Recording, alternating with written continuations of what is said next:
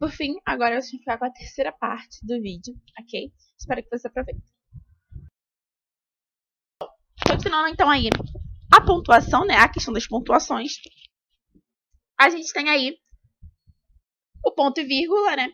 Que a gente usa o ponto e vírgula no sentido dos contextos. Algumas vezes a gente pode usar ele para substituir a vírgula, né? O ponto e vírgula ele entra em lugares onde a vírgula pode entrar também, tá? Mas são contextos bem específicos.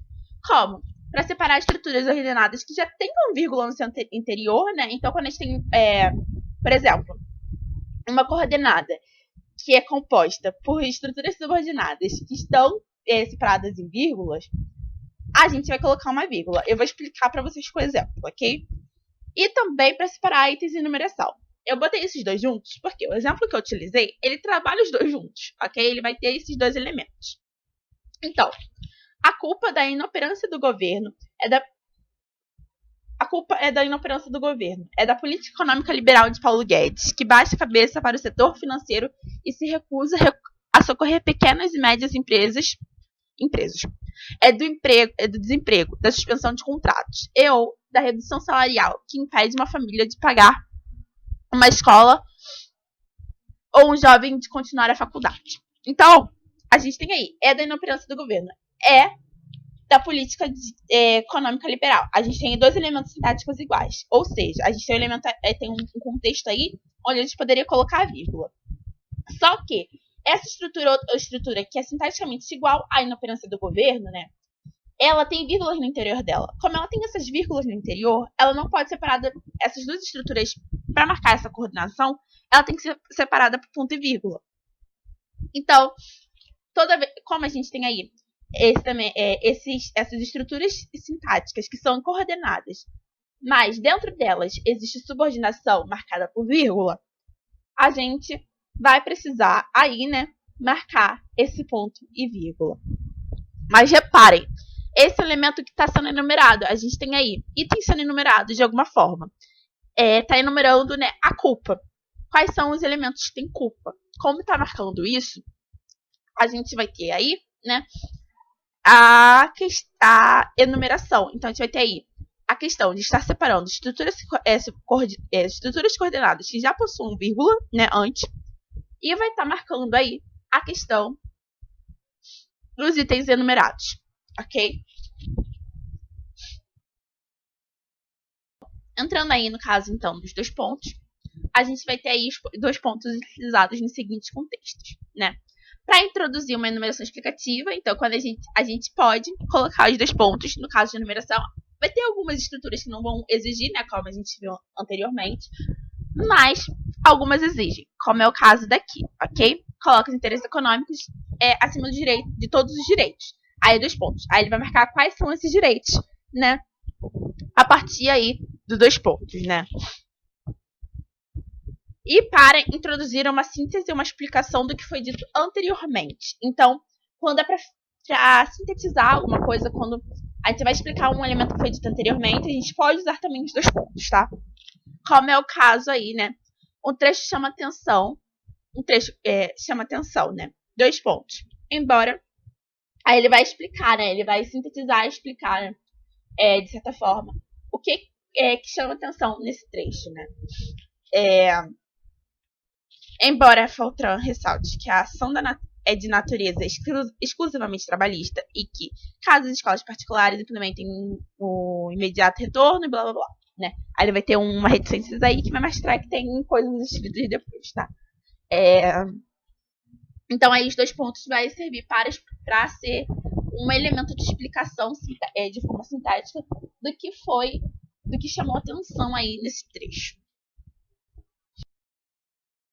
E por fim aí, né, a pontuação utilizadas, né, da utilização as orientações de utilização das aspas, né, ou simples ou duplas. As simples geralmente são utilizadas quando você já colocou aspas duplas, quando você está colocando aspas dentro de aspas duplas, tá? Então você coloca as simples dentro. As aspas podem ser utilizadas aí nesses contextos para marcar os limites de uma citação direta, né? Segundo, a decisão judicial do dia 6, né, a prefeitura está proibida de expedir qualquer outro ato administrativo para promover o retorno das atividades educacionais presenciais nas creches e escolas privadas, sob pena de multa diária de R$10.000 impostas ao prefeito Marcelo Crivella.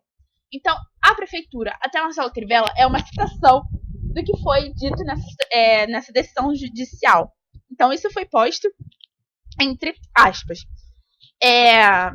Que poderiam ser aspas, no caso aí, como eu retirei a citação e coloquei ela como uma citação aqui dentro, eu poderia ter colocado aspas simples. Mas para mostrar para vocês, para fins só didáticos, eu coloquei aspas duplas mínimos, ok? E aqui a gente pode marcar também palavras estrangeiras, gírias ou expressões oralizadas, né? Ou marcar algumas marcas quando a gente quer inserir propositalmente, ok? Algumas marcas de oralidade dentro do texto, ok? Quando isso vai servir para fins argumentativos. Como é o caso aí. A responsabilidade da administração carioca fez com que os docentes das escolas particulares da cidade deflagrassem uma greve pela vida. Essa expressão aí, greve pela vida, ele é um elemento que veio dessa, como se fosse um slogan, né? Uma expressão oral aí, né? Para essa greve, né? Então, greve pela vida é uma expressão que está sendo aí considerada como se fosse uma oralizada, né? Ele é o slogan aí dessa estrutura, desse movimento. Então, ele vai apresentado aí como uma estrutura entre aspas, ok? Então, toda vez que você tiver uma gíria, uma palavra estrangeira ou expressões desse tipo, né? Você coloca aí entre aspas. E por fim, aí, por último, né? Nós temos parentes e travessão. Eles podem ser utilizados no mesmo contexto, ok? Então, a gente só é uma questão de escolha, né? Do que você preferir colocar aí, né? Dentro do seu texto. O parênteses e travessão, eles podem ser utilizados, né, quando a gente quer isolar ou destacar um termo, né, ou uma estrutura sintática com valor explicativo que esteja interrompendo. Então, ele vai ser equivalente ao uso da vírgula em alguns momentos, mas vocês podem escolher aí o que preferir usar. Então, aí, esse protocolo. O instrumento que o setor patronal na educação tem usado para tentar vender para as famílias a falsa ideia de um retorno seguro. Que não há. Esse que não há, ele é um elemento explicativo, né, dessa ideia aí de retorno seguro. Como ele está explicando, a gente pode escolher colocar ele ou em vírgulas, ou em travessão, ou em parênteses, ok? Como está aí no exemplo adaptado que nós fizemos, tá? Então, a gente pode fazer essa escolha. Essa escolha, ela dá ênfase a isso, ok? Ela cria um elemento enfático. Então, se você quiser simplesmente fazer esse isolamento dentro do seu texto, você pode colocar uma vírgula, né, que não vai interferir em nada. Mas se você quiser dar essa ênfase, né, destacar isso, você vai colocar aí, né, a travessão ou os parênteses, e isso vai dar ao seu texto um caráter aí de argumentação. Vocês podem usar isso como caráter argumentativo também para enfatizar alguma ideia dentro do seu texto. Gente, é isso por hoje. Cuidem-se, fiquem em casa, estudem bastante, ok? Leiam todos o handout, tá? Façam anotações, pausem o vídeo. Fiquem em casa, cuidem-se, gente. Se precisarem sair, usem máscara, tá? Se protejam. E é isso, gente. Até a próxima.